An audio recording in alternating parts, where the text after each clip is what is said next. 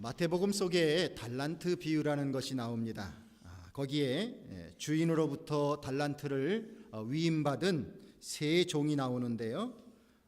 그 세 종이 각기 이제 다르게 달란트를 받아서 대신 그것을 이제 관리하게 됩니다.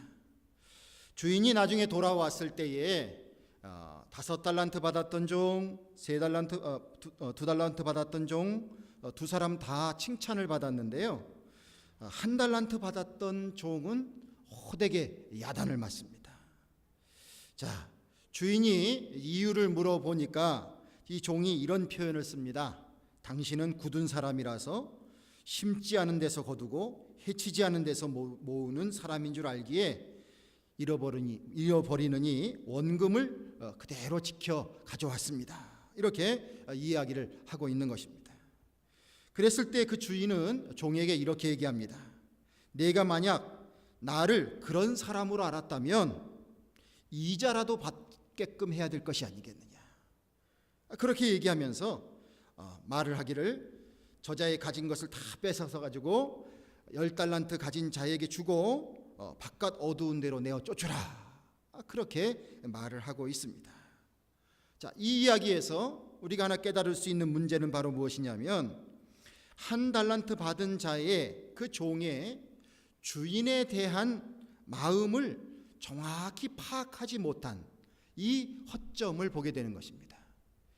주인이 불러서 각자에게 달란트를 나누어 주고 그에게 일을 맡겼을 때에 주인의 진심은 그로 하여금 열심을 다하기를 바랬던 것인 줄로 압니다. 그랬는데 1달란트 받았던 사람은 열심을 기울이지 않았습니다. 그것도 주인이 원하는 방향으로 하지 않았습니다. 그 결과 그는 가지고 있었던 것, 부여받았던 것도 다 빼앗겨 버리고 그 집에서 쫓겨나가는 신세가 되고 마른 것입니다. 주인의 마음을 헤아리기보다 자기 자신에게 집중한 거죠. 좀 의심이 나면 주인에게 좀 물어보면 더 좋았지 않겠습니까? 근데 본인 스스로가 판단하고 생각하고 행동해서 결국 가져온 결과가 자기 자신을 재앙으로 몰고 가고 말았다는 것입니다. 인생이라는 것이 이렇게 서로의 마음이 달라 갈등을 겪는 경우가 허다합니다. 공동체 안에서도 서로의 마음이 다르면 힘이 듭니다. 적이 그래서 밖에 있는 것이 아니라 내부에 있을 경우가 더 많은 것이지요. 바울은 빌립보 교회를 참으로 사랑하고 그 교인들을 사랑했습니다. 그럼에도 불구하고 그들에게 안타까운 일이 있다는 것을 듣게 되었습니다. 한 마음이 되지 못한다는 소식을 듣게 되었습니다. 바울의 입장에서 지금 그럴 때가 아닌데 빨리 정신을 차려야 할 터인데 너무나도 안타까웠습니다. 여러분들 사람들이요, 마음씨 좋고 넉넉하고 이런 것이 평상시에는 다 그저 그럴 만큼 다 좋아 보입니다. 그런데 문제가 어떤 때 벌어지냐면요, 어떤 특별한 상황을 맞이하게 되면 그때에 비로소 우리 속에 있는 바닥이 드러나게 되는 거죠. 한 집안에 있는 식구들이 싸우고 마음이 갈라질 때도 대부분 어떤 경우입니까? 어떤 어려움이 찾아왔을 때입니다. 그래서 자기 자신에게서 어떤 것을 찾으려고 하지 않고 원인을 상대에게서 찾으려고 하고 또한 서로의 무능함을 탓하게 되고 서로의 기대에 어긋남에 대한 그 마음을 표현할 때가 많이 있습니다. 바울의 입장에서 지금 이렇게 한 마음이 되지 못할 때가 아닌 것을 너무나도 잘 압니다. 그래서 이제 말씀을 계속 이어가고 있는데 바울을 통해서 하나님께서 우리에게 오늘날 시사해 주시고 있는 말씀의 내용이 무엇일까를 생각해 보게 됩니다. 24절에 보면 내가 육신에 거하는 것이 너희를 위하여 더 유익하리라 라는 말을 하고 있습니다. 바울은 개인적으로 자신이 빨리 주님 앞에 가고 싶어 합니다. 고통을 받고 힘들어하고 있는, 지금 구류 상태에 있고 자유를 빼앗긴 그의 입장에서 또 그의 인생에 가지고 있는 병적인 고칠 수 없는 병이 있는 것을 여러분들이 아실 것입니다. 그래서 솔직한 심정으로는 빨리 육체로부터 떠나서 예수님과 함께하는 삶이 자신에게는 더 좋다는 생각을 하고 있습니다. 주님과의 관계 속에서 그런 은혜를 이 바울은 느끼고 있는 것입니다. 정말 그럴까? 죽는다고 그러면 사람들이 막 그 생애에 대한 애착이 굉장히 강한 것을 우리가 느끼지 않습니까? 근데 정말 그럴까? 바울의 그 믿음과 심리적인 상태, 또 정신적인 상태, 영적인 상태로 볼 때에는 그는 빨리 하나님 앞에 예수 그리스도와 함께 거하는 삶을 살고 싶다고 하는 것이 진정인 말인 것 같습니다. 그러나 바울은 고백합니다. 내가 죽게 될 경우에 상심하고 흔들릴 것과 같은 빌립보 교회를 생각하니까 차라리 내가 죽지 아니하고 지금 살아있는 것이 더 낫겠다, 이런 결론에 서게 된다는 것입니다. 또 한 가지는 26절에서 내가 다시 너희와 같이 있으므로 그리스도 예수 안에서 너의 자랑이 나를 인하여 풍성하게 하려 함이라. 자, 풀려날 수 없을 것 같은 어려운 상황인데 바울이 풀려나게 되고 빌립보 교인들과 함께 있게 된다면 그것이 그들에게 얼마나 큰 기쁨이 되고 자랑이 될 수 있을까?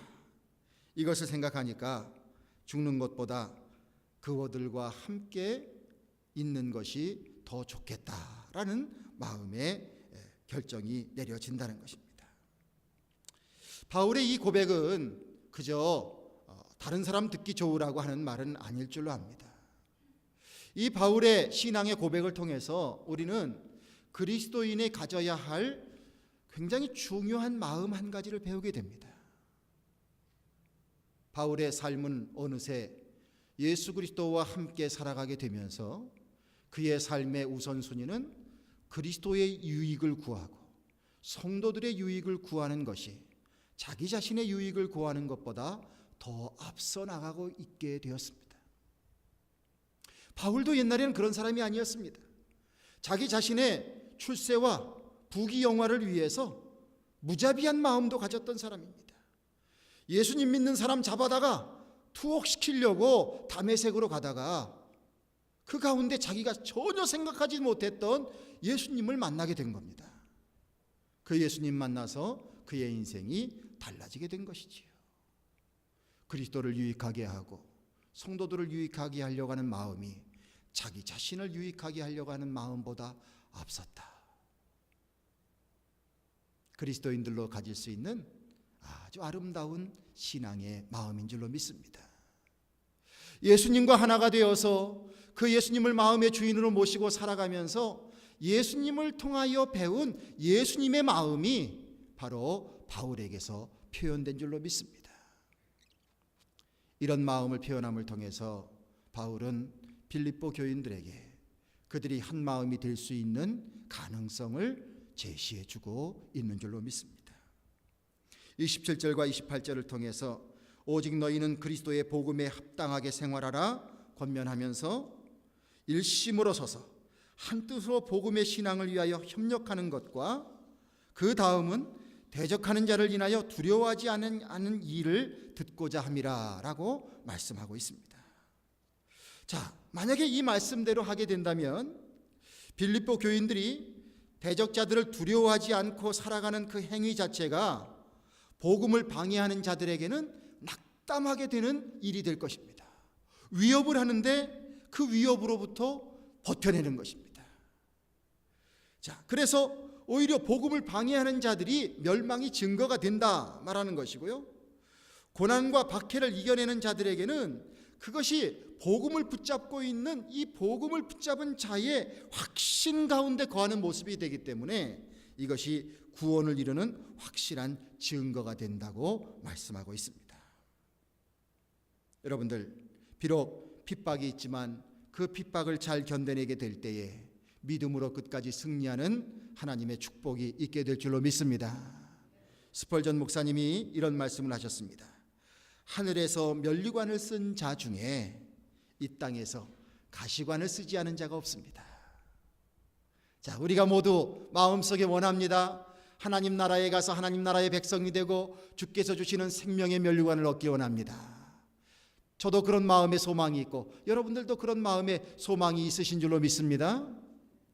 그런데 스펄전 목사님 말씀은 그렇게 하늘에서 면류관을 얻으려면 이 땅에서 가시관을 써야만 된다는 거예요.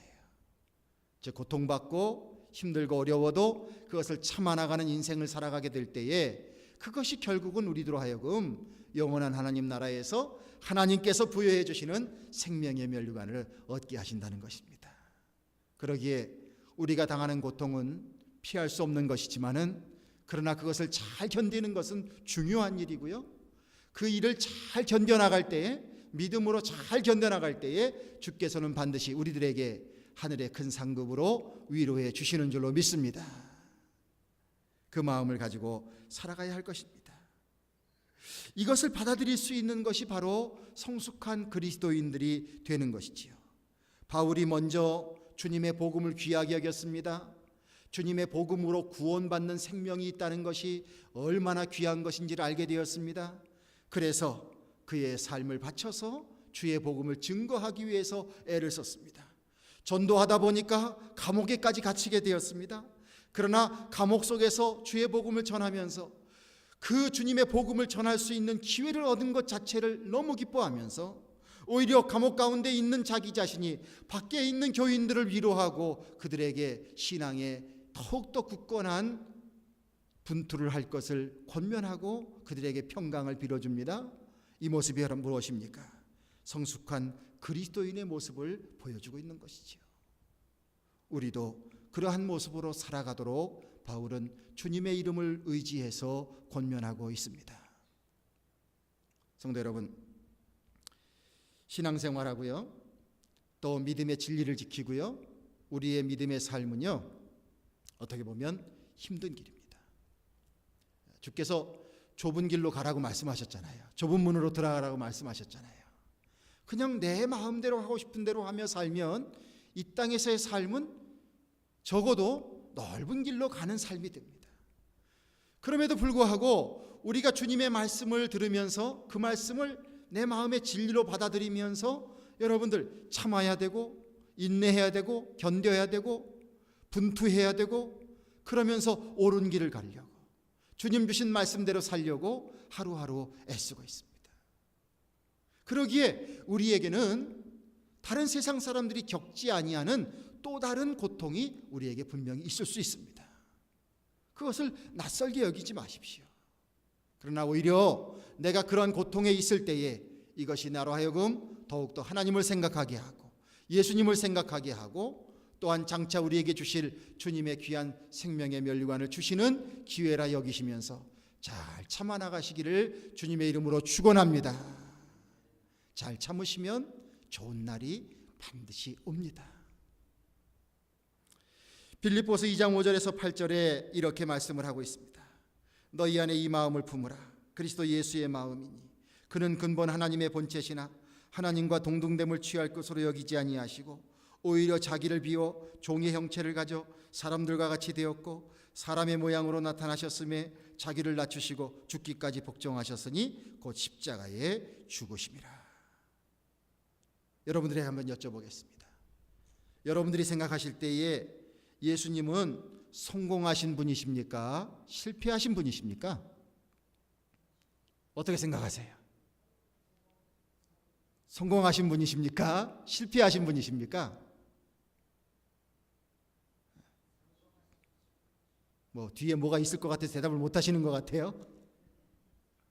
만약에 예수님은 진정 성공하신 분이십니다 라고 여러분들이 인정하신다면 지금 조금 전에 성경 말씀을 통해서 예수님 마음을 들으셨잖아요.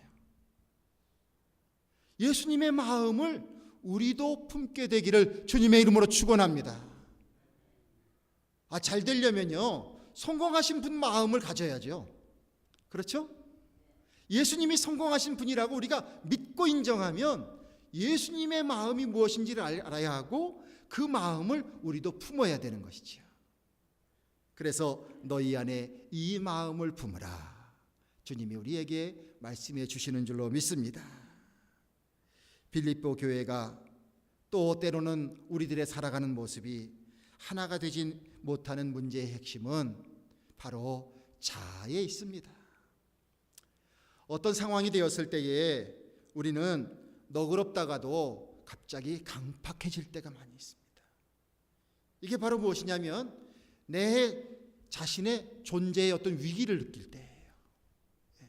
좀 주머니가 넉넉하신 분들은 평상시에는 이렇게 잘 나눠주실 수 있잖아요. 근데 이제 콩알 한쪽이 남았을 때 그걸 반쪽씩 나눠 먹을 수 있겠느냐? 그때부터는 좀 상황이 달라지는 거지 않아요?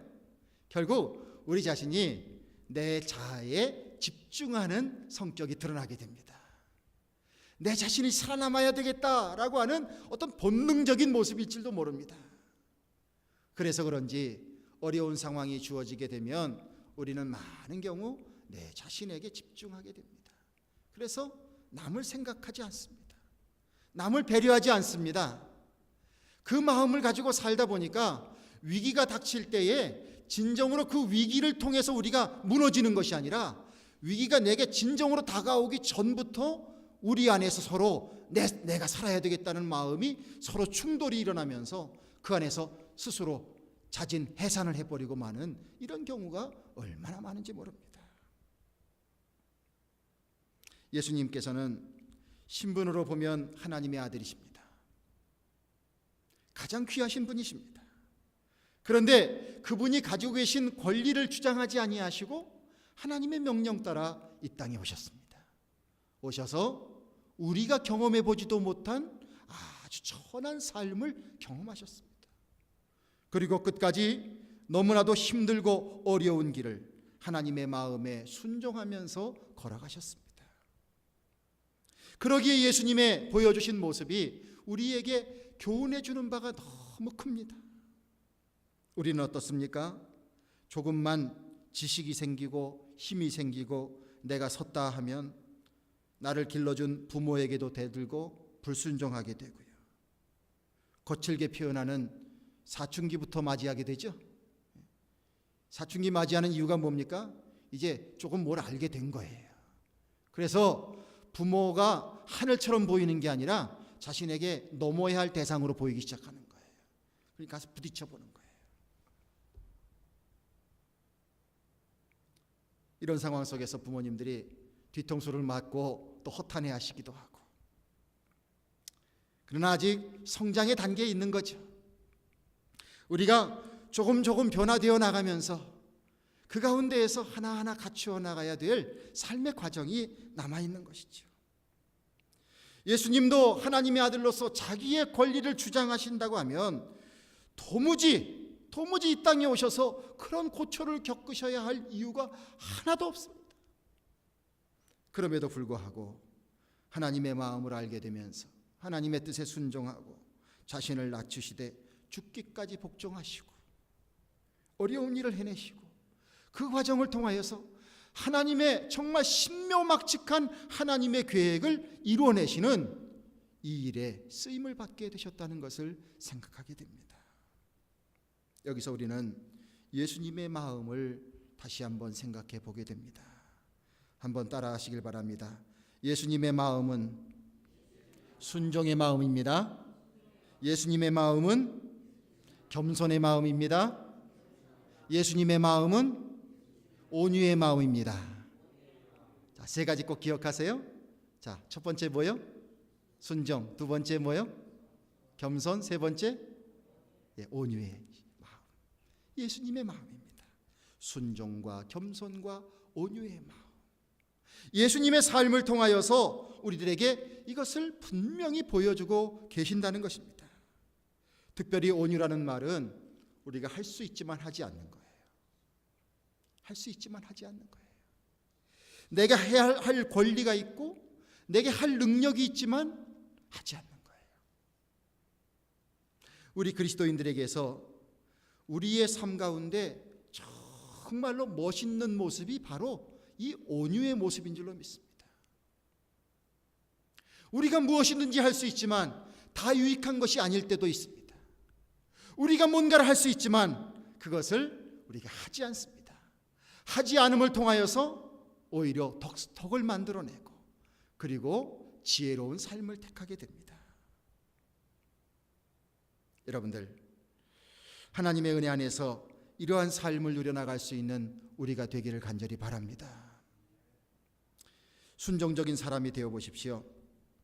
인생의 문제가 많이 생길까요? 아니면 좋은 일이 많이 생길까요? 한번 우리가 순종적인 사람이 된다 한번 생각해 보세요. 자, 그러면 좋은 일이 많을까요? 아니면 안 좋은 일이 많을까요? 옛날 어르신들이 어른 말 들으시면 자다가 떡이 생긴다 이런 말을 하시는 걸 보니까 좋은 일이 더 많긴 많은 것 같아요. 그런데 우리의 마음속에 순종적인 마음이 더 큽니까? 아니면 불순종적인 마음이 더 큽니까? 여러분들은 순종적인 마음이 더 크실 것 같아요.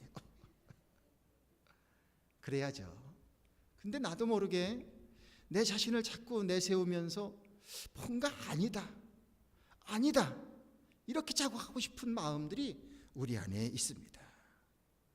하나님께 순종하는 마음, 예수님께 순종하는 마음, 나를 위해서 세워진 리더들에게 순종하는 마음, 이런 마음을 가지십시오. 혹시 내가 따라가야 될 자들이 좀 모자라는 것이 있으면 그분이 부모님이 됐든 형님이 됐든 또한 교회의 직분자가 됐든 누가 됐든 모자라면 말없이 좀 보완해 드리고 또 그분을 위해서 기도하면서 우리의 마음 자체는 좀 순종적인 마음을 가져보자 하는 거예요. 그렇게 되면 주께서 그런 마음을 가지고 사는 자에게 주시는 하나님의 내려주시는 축복이 반드시 있게 될 줄로 믿습니다.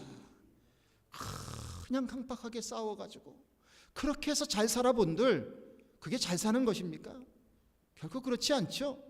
누구와 싸워서 이기고 그냥 강박한 마음으로 늘 싸우려고 이렇게 도사리고 있으면서 살아가는 삶이라는 것은 사실 이 땅에서부터 지옥이 시작되는 거 아니겠습니까? 어느 날 예수님의 제자들이 고기를 잡으려고 했는데 못 잡았습니다. 예수님은 어부 출신이 아니십니다. 목수 출신이십니다. 그런데 예수님이 그물을 오른편에 던지라고 말했습니다. 제자들이 웬일인지 예수님의 말씀을 따랐어요. 예수님의 말씀을 따랐어요. 어부가 목수의 말을 따랐다 이거예요. 직업적으로 따지면 그렇다 이거예요. 그런데 주님의 말씀대로 했더니 153마리의 고기가 잡히게 되었다. 할렐루야. 아마 갈릴리 바닷가에서 고기잡이 해가지고 한 벌에 153마리 잡는 거는 어려운 일인가 봐요. 그러니까 성경 속에 153마리가 이렇게 직접 적혀 있지 않습니까? 많이 잡았다는 뜻이지요. 예상치 못한 많은 수확을 얻었다는 것이지요. 순종의 미덕을 보여준 것이고 예수님의 권능을 보여준 것이고 주님 안에 순종하는 자의 삶에 하나님이 내려주시는 형통함을 보여주신 줄로 믿습니다. 예수님도 순종하는 마음을 가지셨습니다. 아버지 하나님께 순종하셨습니다. 우리도 그 마음 가지고 살아가게 되면 우리가 하나 되지 못하는 많은 일들로부터 그 갈등과 그 위험과 그 위기의 순간으로부터 우리 자신들을 지켜나가게 될 줄로 믿습니다. 좀 아버지가 썩 유능하지 않으셔도 조금 아버지께 순종해 드리는 마음 가지십시오. 어머니가 그릇이 그렇게 넓지 못해도 그래서 모든 걸 다 보시지 못해도 어머니에게 순종하는 마음을 갖고 사십시오. 여러분들이 거하고 있는 곳에 리더들이 있습니다. 신앙적인 리더가 있고 또한 직장에서도 리더가 있습니다. 그가 하는 일이 다 완벽하지 못해도 좀 따라주려고 해보십시오. 그러면서 자꾸 말로 비난하지 말고 부족한 부분이 보이면 조용하게 뒷받침을 해주십시오. 이 마음 갖고 살면 하나님께서 그런 심성을 가진 자에게 주시는 하나님의 축복이 반드시 있게 될 줄로 믿습니다. 사람들 중에는 왜 내 인생이 파란만장할까 자기 신세 한탄을 하는 사람이 있습니다. 또 이렇게 생각합니다. 왜 온통 주변에는 나를 괴롭히는 사람이 많을까? 이런 생각을 갖고 있는 사람들이 있습니다. 아이고 내가 못 살아 이렇게 하면서 사는 사람들이 있습니다. 그런데 제3자의 입장에서 보면요 대부분 그런 사람들에게는 겸손이 없습니다. 오히려 자기 욕심, 자기 만족, 자기 교만이 더 많이 있는 거예요. 그래서 어떻게 보면은 하나님께서 저 사람을 사람 만드시려고 저런 고통을 주시지 않는가, 그런 생각이 들 때도 많이 있습니다. 많은 문제가 내 자신 속에서 생겨나가는 것이죠. 예수님께서 나는 온유하고 겸손하니 나의 멍에를 메우고 내게 배우라고 말씀하셨습니다. 친히 제자들의 발도 씻겨주시고, 또 세상 사람들이 예수님 인기가 높아지니까 세상에 왕을 세우려고 막 쫓아다녔어요. 그때 예수님은 본인이 걸어가셔야 될 길이 무엇인지를 분명히 아시기 때문에 그 마음을 뺏기지 아니하시고 그 사람들을 피하셨습니다. 예루살렘 입성할 때도 이왕 입성하면 좀 멋지게 생긴 백마를 타고 입성하면 얼마나 좋겠습니까? 그러나 그리스도이시기 때문에, 평화의 왕이시기 때문에 그저 작은 나귀 한 마리를 타시고 예루살렘으로 입성하시면서 바로 예수님이 예언자들을 통해서 말씀하셨던 하나님의 아들이시오 메시아임을 세상에 증거하셨습니다. 신문을 받는 과정에서도 얼마나 억울하시겠습니까? 모진 고통을 당하셨는데 그것을 묵묵히 다 감당하셨습니다. 십자가도 지시고 골고다의 언덕길을 걸어 올라가셨고요. 예수님의 겸손이 결국 우리를 낫게 해주었습니다. 우리를 회복시켜 주었습니다. 우리를 주님의 자녀가 되게 해주셨습니다. 예수님의 겸손의 모습은 우리들에게 얼마나 소중한 것을 보여주는지 모릅니다. 여러분들 하루아침에 잘 될 수는 없겠지만 서로 함께 겸손의 삶을 택하셔서 하나님의 은혜 가운데 주님 내려주시는 복을 누릴 수 있는 여러분들 되시기를 주님의 이름으로 축원드립니다. 한번 연습해 볼까요? 옆에 계신 분에게 당신이 저보다 훨씬 낫습니다. 한번 해보십시오. 네. 네. 말로만 그렇게 얘기하지 마시고 정말 그렇게 생각하시길 바랍니다. 네. 다 우리가 모자란 사람이기 때문에 이렇게 우리 주변에 귀한 분들을 하나님께서 허락해 주신 줄로 믿습니다. 예수님께서 우리들에게 귀한 겸손의 모습을 보여주실 때에 예수님은 하나님의 아들로서 천군 천사를 움직일 수 있는 권세도 있으셨어요. 그러나 예수님은 그렇게 하지 않으셨습니다. 묵묵히 그의 길을 걸어가셨습니다. 우리도 마찬가지입니다. 내게 힘이 있을 수 있습니다. 영향력이 있을 수 있습니다. 그러나 이것을 100% 발휘해서 다른 사람들에게 영향을 끼치려고 하지 말고 더욱더 온유함으로 다른 사람을 배려하면서 희생의 길을 택하게 나가게 된다면, 즉 예수님의 마음이 우리 안에 있게 된다면 우리를 둘로 셋으로 갈라놓는 이 위협으로부터 우리가 하나가 될 수 있음을 깨닫게 되는 것입니다. 2절 말씀 속에 마음을 같이하여 같은 사랑을 가지고 뜻을 합하며 한 마음을 품어 남을 낮게 여기고 각각 자기 일을 돌아볼 뿐더러 또한 각각 다른 사람들의 일을 돌아보아 한라는 말씀이 있습니다. 자, 이 말씀을 통해서 우리에게 주시는 것은 무엇이냐면 한 마음을 가져서 우리가 그 마음 속에 겸손함을 택하게 되고 그 가운데 남을 돌아보게 되어서 이러한 가운데에서 어려움과 역경을 이겨나가 보라고 말씀하고 계신 것입니다. 마음을 같이 해라, 사랑을 가져라, 뜻을 같이 해라, 한 마음을 품어라. 다툼이나 허영으로 하지 말고 겸손한 마음으로 남을 돌보아주고, 그래서 자기 일 돌아볼 뿐만이 아니라 남을 돌아보아주는 그 일을 통하여서 어려운 문제, 어려운 상황을 극복해 보라고 주님이 말씀해 주고 있습니다. 이것이 곧 예수님의 마음 아니고 무엇이겠습니까? 그렇게 되면 주께서 반드시 우리들에게 귀한 삶을 열어주신다고 말씀하고 있습니다. 이제 말씀을 마치고자 합니다.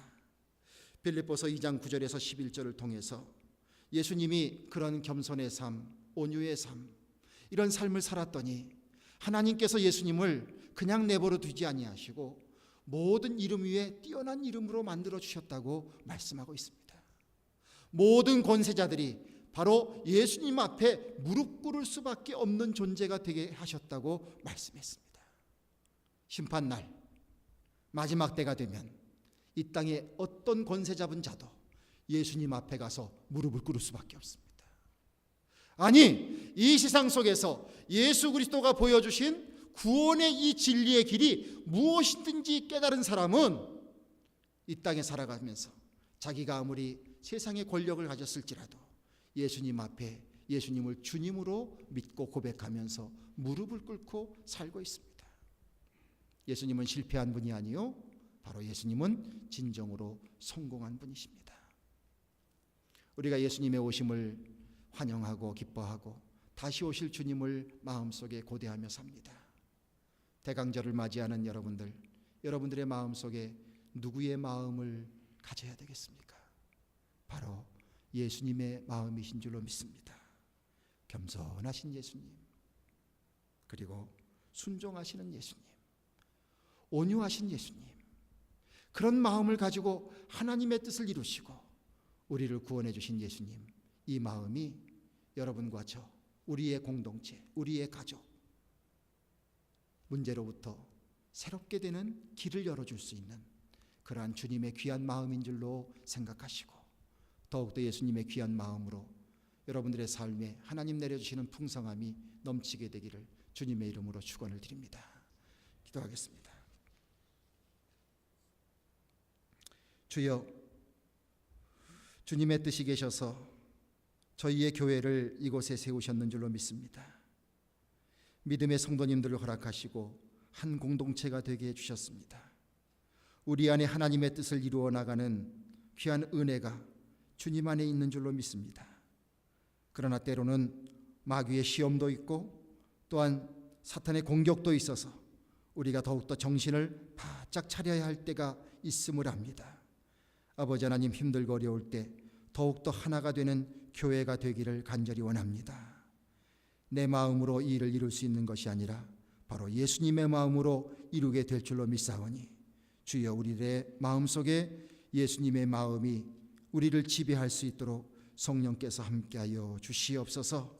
주님, 진정으로 우리 안에 겸손의 마음, 순종의 마음, 온유의 마음으로 가득 찰 수 있도록 도와주셔서 우리의 교회도 더욱더 든든히 서가는 하나가 되는 교회가 되게 하시고 우리의 가정도 여러 가지로 어려움 속에서 그 어려움을 잘 극복해 나갈 수 있는 귀한 길들이 열려지게 하시고 또한 우리들의 살아가는 삶의 터전 속에서도 그렇게 이루어지기를 간절히 소망합니다. 주여, 세상을 탓할 것이 아니라 하나님의 자녀된 우리가 먼저 주님의 마음을 가지고 이 세상을 변화시켜 나가는 주체가 되어야 될 줄로 믿사오니 주여, 우리들에게 능력 허락하여 주시옵소서. 권능 허락하여 주시옵소서. 예수님의 진정한 마음이 우리를 사로잡게 하여 주시고 우리를 주장하게 하여 주시옵소서. 그러므로 주님 안에서 기쁘고 복되고 소망찬 날들 될 수 있도록 주님 함께하여 주시옵소서.